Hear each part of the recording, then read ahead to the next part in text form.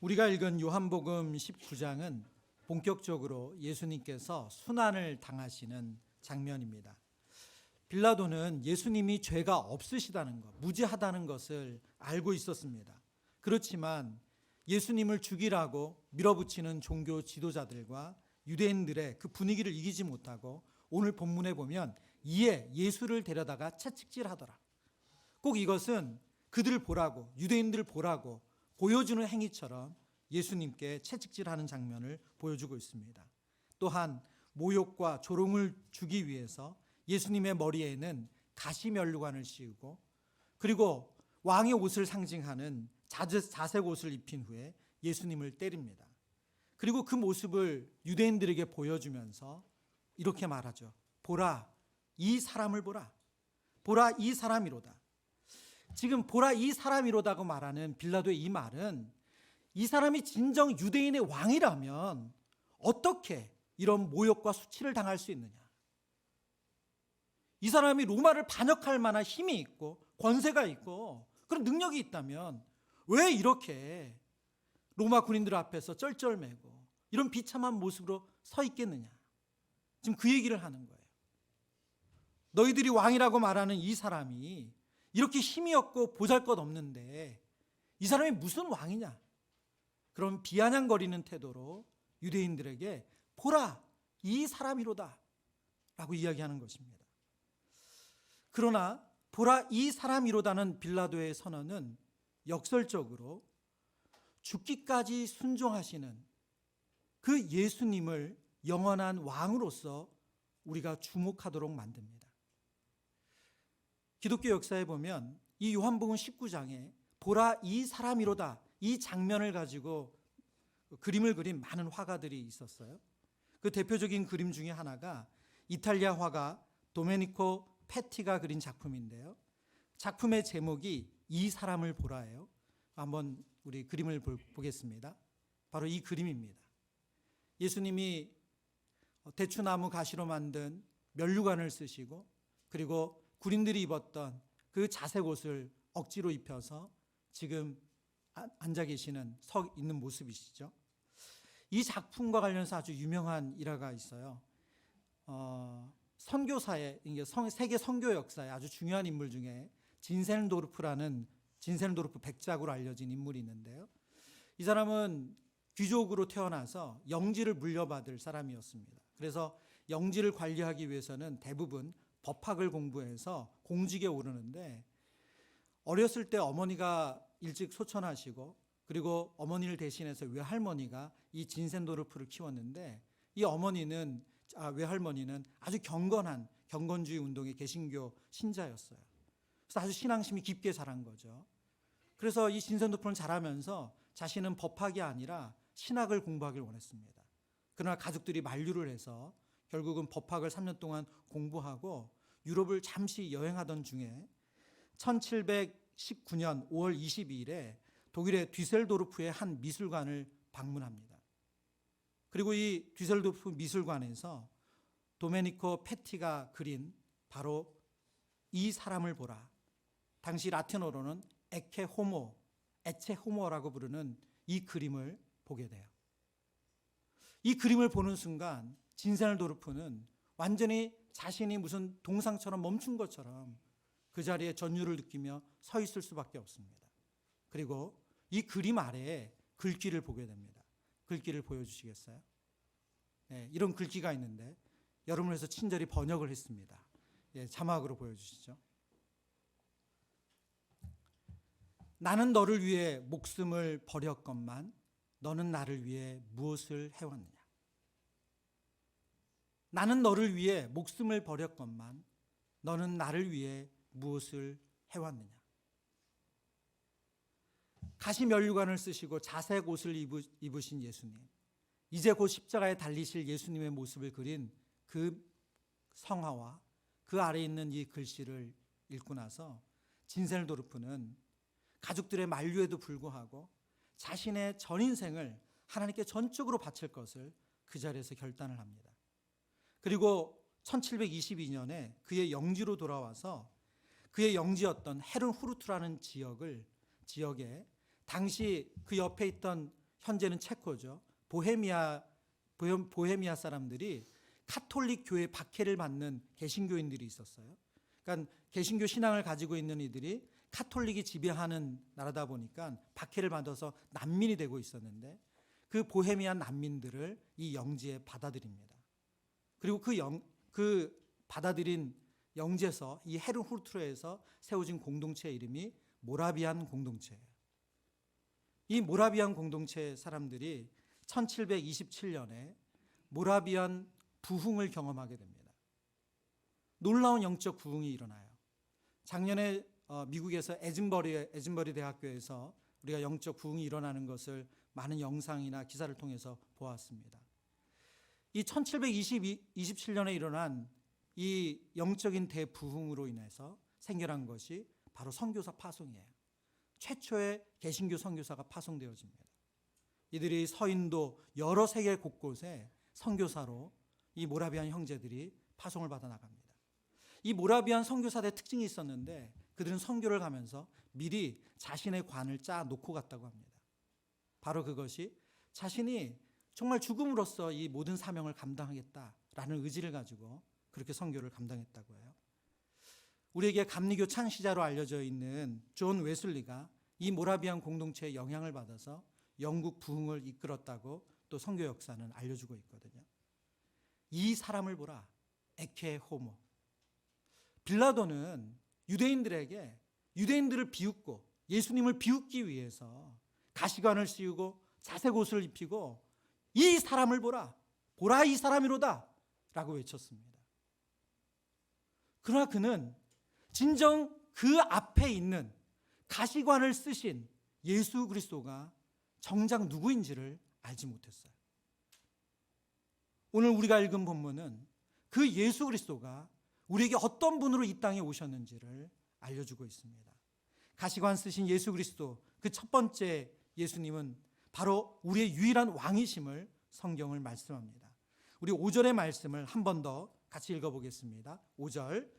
이에 예수께서 가시관을 쓰고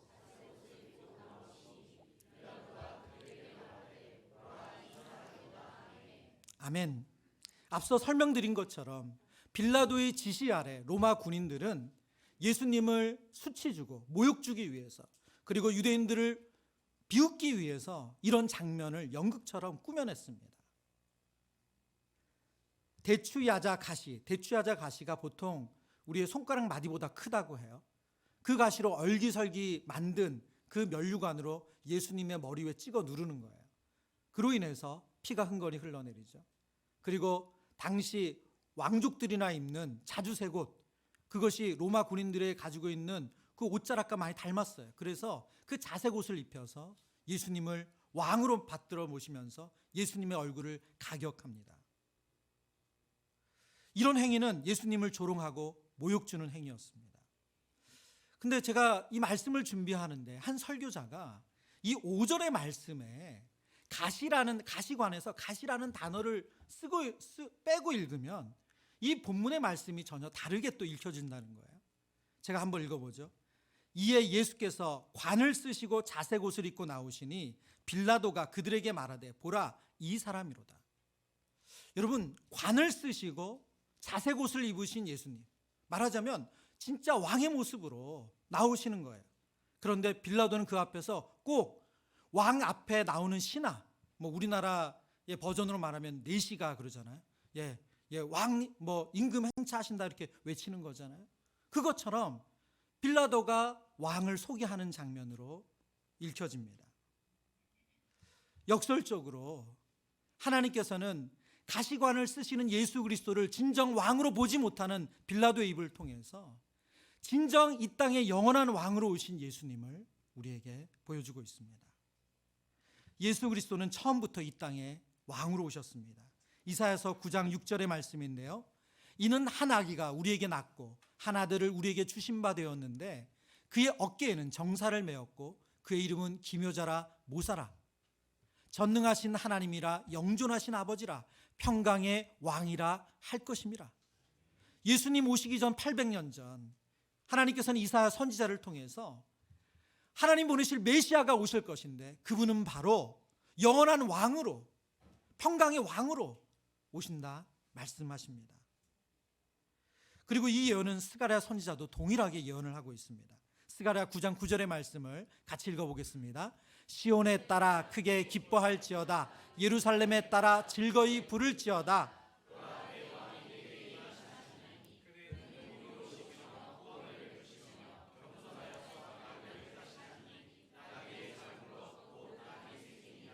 아멘. 스가랴 선지자도 오실 메시아를 왕으로 소개하는데 이 왕으로 소개하는 메시아의 모습이 좀 특이하죠. 이분이 어린 나귀 새끼를 타고 오신대요. 이 나귀는 겸손과 평화를 상징하는 짐승입니다. 그래서 오실 메시아, 그 왕이 되시는 그분은 겸손의 왕으로, 평화의 왕으로 이 땅에 오실 것을 예언합니다. 예수님은 예루살렘에 입성하실 때 종려주일에 한 번도 타지 않은 나귀 새끼를 타시고 입성하심으로 이 예언의 말씀을 그대로 성취하셨습니다. 예수 그리스도는 하나님께서 우리에게 보내신 유일한 왕이신 줄을 믿습니다. 그리고 예수님은 유일한 왕으로서 이 땅에 오셨고 지금도 다스리시는 줄 믿습니다. 고린도전서 15장 25절에 그가 모든 원수를 그 발 아래 둘 때까지는 반드시 왕노릇 하시리라. 예수 그리스도께서 이 땅의 모든, 우주의 모든 것을 발 아래 두시고 통치하시는 분인 줄 믿습니다. 근데 오늘 성경에 보면 예수님께서 이 땅의 왕으로 오셔서 세상의 왕처럼 이 땅을 점령해 가시는 것이 아니라 예수님이 이 땅의 왕으로서 왕으로 등극하시는 모습이 사뭇 다릅니다. 바로 그것은 겸손의 왕, 평화의 왕으로 오신 예수님의 모습이죠. 그 특징이 뭐냐? 바로 순종이에요. 순종. 이사야 53장 7절의 말씀. 그가 곤욕을 당하며 괴로울 때에도 그의 입을 열지 아니하였으며 마치 도수장으로 끌려가는 어린 양과 털 깎는 자 앞에서 잠잠한 양같이 그의 입을 열지 아니하였도다.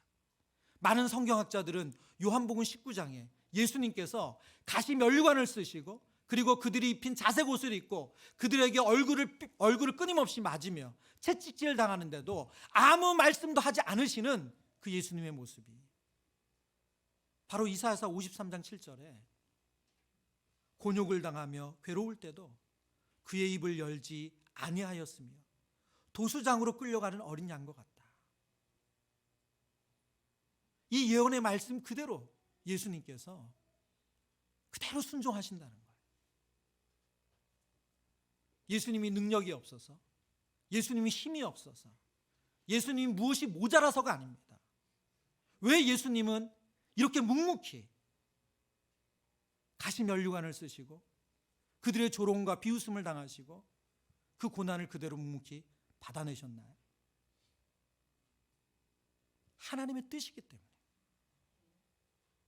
하나님의 뜻에 순종하시는 거예요. 그것을 통해서 예수님은 진정한 왕으로서 하나님께 인정을 받으시고 그리고 왕으로서 통치를 하세요.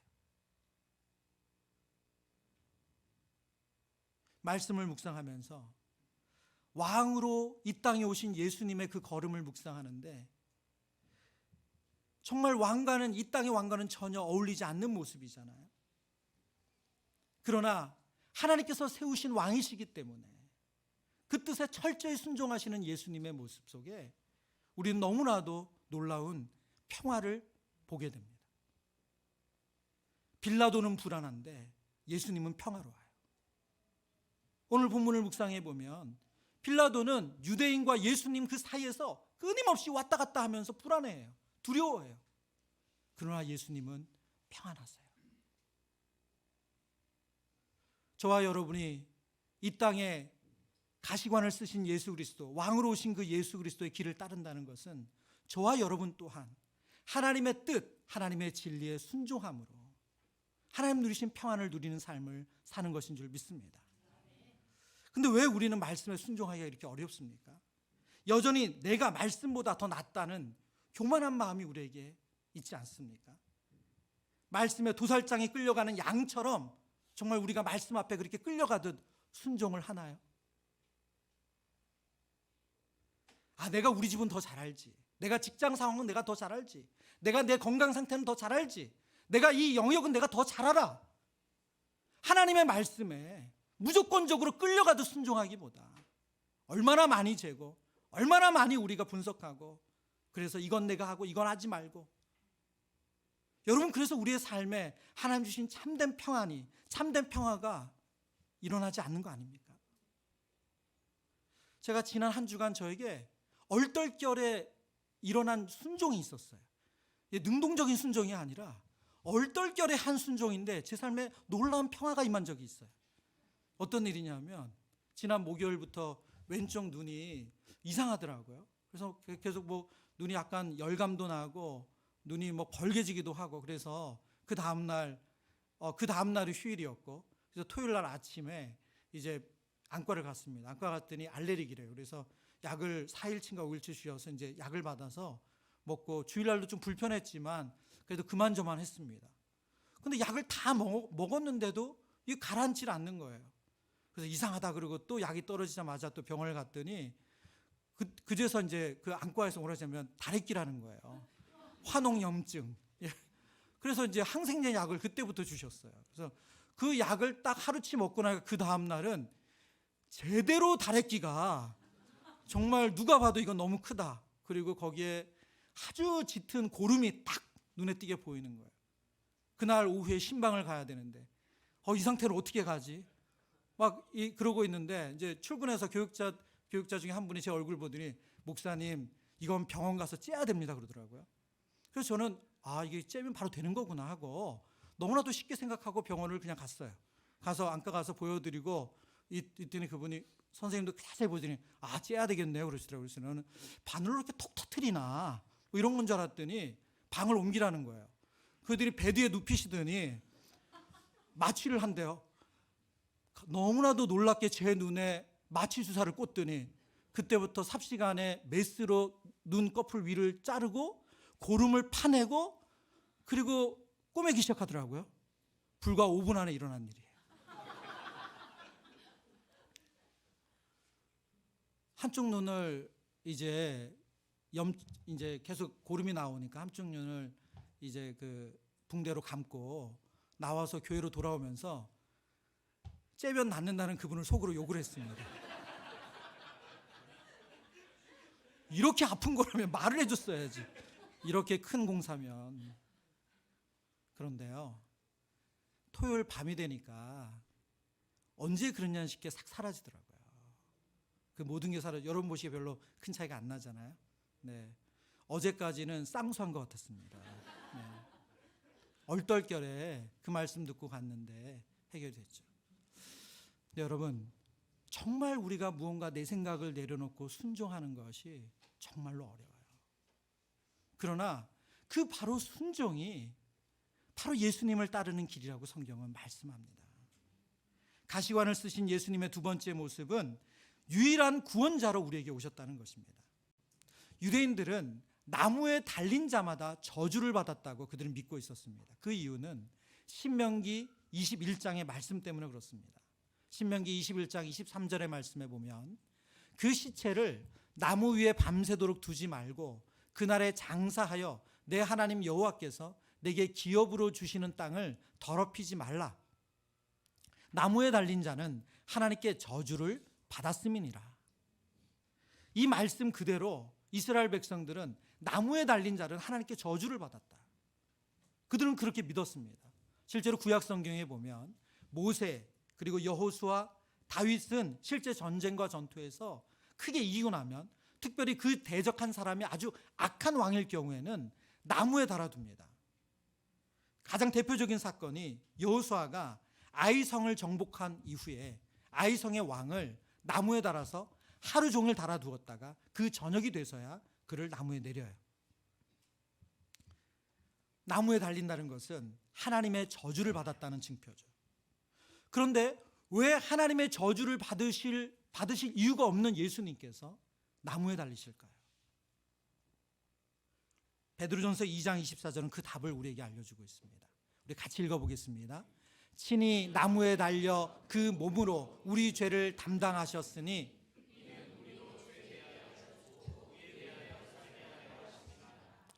그가 채찍에 맞음으로 너희는 나음을 얻었나니. 아멘.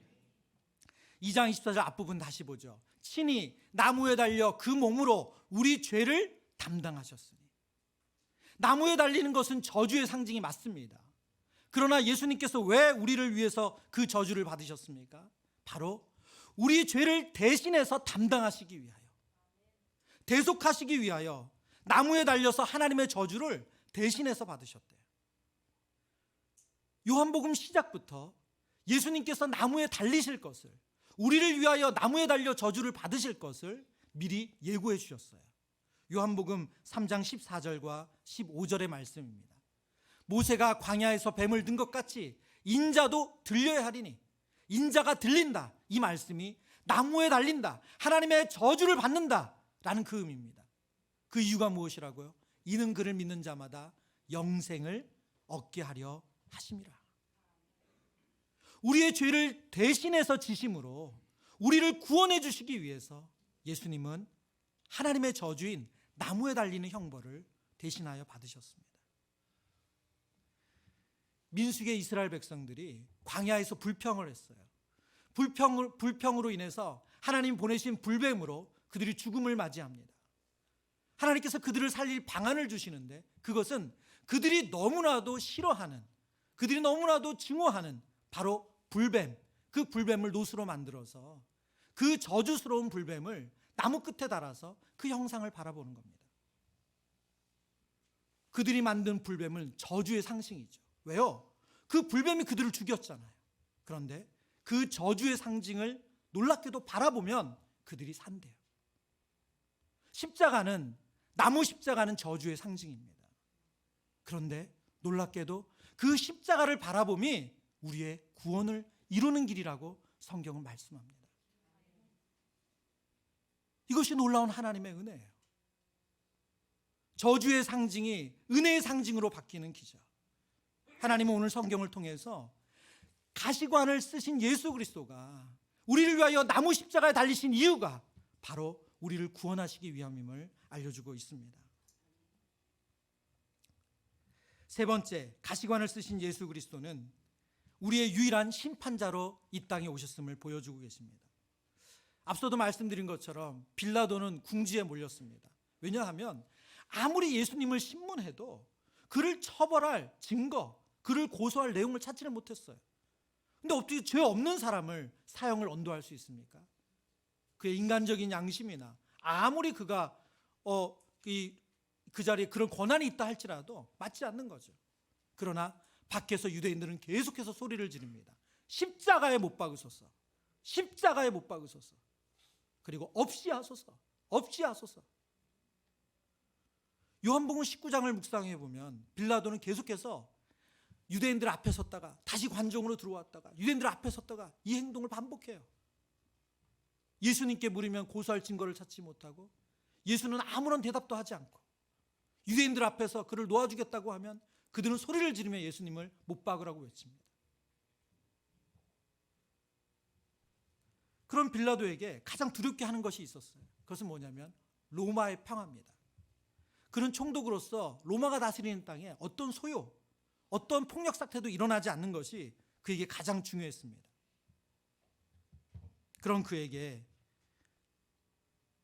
무엇이라고 그들이 말하냐면 끊임없이 십자가에 못 박으라고 외치는 거죠. 그러면서 빌라도가 예수님 앞에 고소할 내용이나 혹은 그를 무죄로 풀어줄 이유를 찾으려고 예수님께 겁박을 하며 이렇게 말합니다. 내가 말하지 아니하였느냐? 내가 너를 놓을 권한도 있고 십자가에 못 박을 권한도 있는 줄 알지 못하느냐? 이 권한이라는 단어가 헬라어로 에쿠수시아라는 단어인데요, 정부나 사법권, 왕자의 결정권을 내리는 권리를 말합니다. 그러니까 지금 빌라도는 로마 황제가 준 그 권한, 그 에쿠수시아를 가지고 만왕의 왕이 가지고 있는, 만왕의 왕이신 예수님, 그 예수님을 지금 심판하려고 하는 거죠. 예수님께서 바로 이렇게 답변을 하십니다.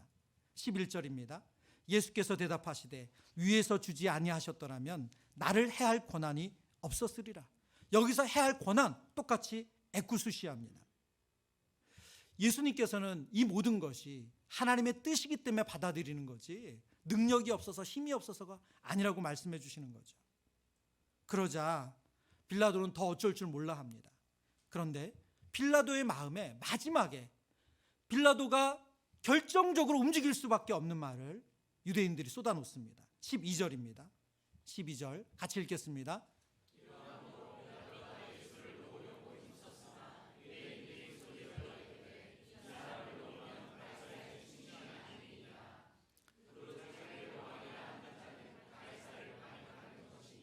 네, 여기까지만 보겠습니다.